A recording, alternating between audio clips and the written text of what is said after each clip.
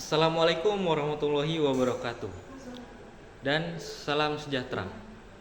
Teman-teman, perkenalkan saya Afdan Hafiz Tianto dari kelas 10-2 bersekolah di SMA Negeri 1 Tanjung Palas Utara.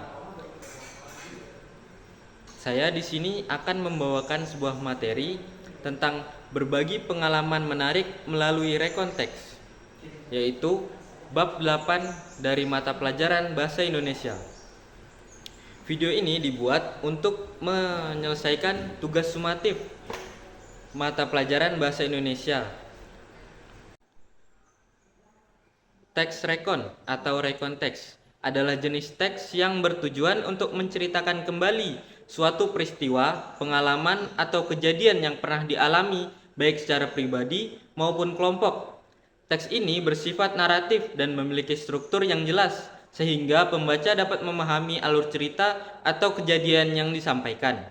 Istilah rekon berasal dari bahasa Inggris yaitu recount yang berarti menceritakan kembali. Dalam pembelajaran bahasa, baik bahasa Indonesia maupun bahasa Inggris, teks rekon sering digunakan untuk melatih kita menulis kronologi peristiwa secara beruntun dengan menggunakan bahasa yang sesuai kaidah.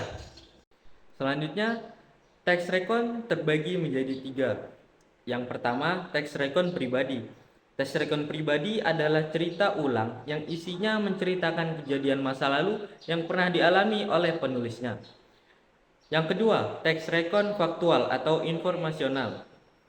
Nah, teks ini adalah teks rekon yang menceritakan kejadian faktual seperti teks berita yang memuat kisah heroik atau inspiratif, biasanya dalam bentuk biografi, eksperimen ilmiah, laporan, puisi, dan lain-lain. Dan yang terakhir, teks rekon imajinatif.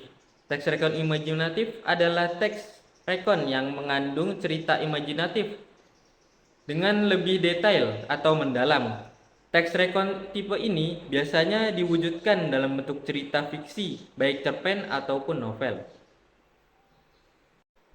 Nah, selanjutnya ciri-ciri dari teks rekon. Yang pertama, bersifat faktual atau imajinatif. Artinya, teks rekon ini dapat bersifat faktual berdasarkan fakta atau nyata kejadian yang ada di masa lampau, atau juga dapat berupa imajinatif yang bersifat fiksi atau khayalan cerita masa lalu. Yang kedua, menceritakan peristiwa masa lalu. Ciri ini adalah ciri yang paling utama dan paling mendasar dari teks rekon. Teks rekon selalu berfokus pada kejadian atau pengalaman yang terjadi di masa lalu. Nah, inilah yang membedakan dari jenis teks lain yang mungkin menceritakan kejadian saat ini atau yang akan datang. Kemudian yang terakhir, disusun secara kronologis. Peristiwa yang diceritakan disajikan sesuai dengan kapan terjadinya, mulai dari awal hingga akhir. Penyusunan kronologis membantu pembaca memahami alur cerita dan hubungan antar peristiwa dengan jelas. Nah, teks rekon memiliki struktur sebagai berikut. Yang pertama, orientasi atau pengenalan.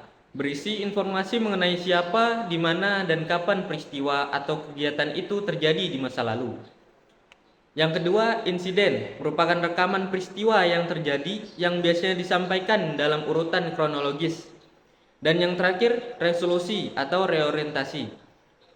Ini bersifat opsional, berisi komentar pribadi penulis tentang peristiwa atau kejadian yang sedang diceritakan, namun juga berisi pengulangan pengenalan yang ada di orientasi, pengulangan yang merangkum rentetan peristiwa, kejadian atau kegiatan yang diceritakan. Nah, yang terakhir, ciri kebahasaan dari teks rekon. Tentunya setiap teks memiliki ciri kebahasaan tersendiri.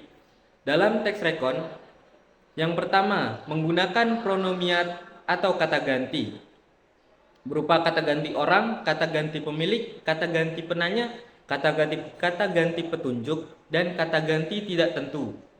Yang kedua, menggunakan verba atau kata kerja untuk menyatakan tindakan-tindakan yang dilakukan tokoh. Yang ketiga, menggunakan keterangan waktu lampau, yaitu waktu yang menyatakan sudah terjadi. Dan yang terakhir, menggunakan kata yang menunjukkan tempat. Nah, dengan begitu selesailah materi kita saat ini. Kurang dan lebihnya saya mohon maaf. Saya pamit undur diri. Wassalamualaikum warahmatullahi wabarakatuh. Waalaikumsalam.